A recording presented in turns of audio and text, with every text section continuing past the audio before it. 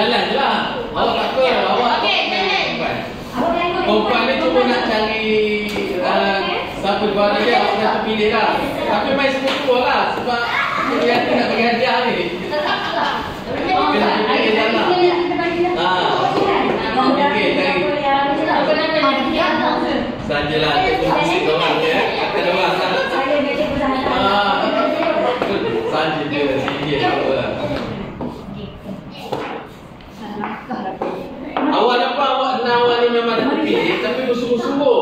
Sebab hadiahnya lain, Johan lain, mesti lain. Buat lawan sungguh-sungguh. Yang namanya kita nak cari siapa juara. Cikgu. Cemek tu. Cemek kan? Awalnya. Ya, betul.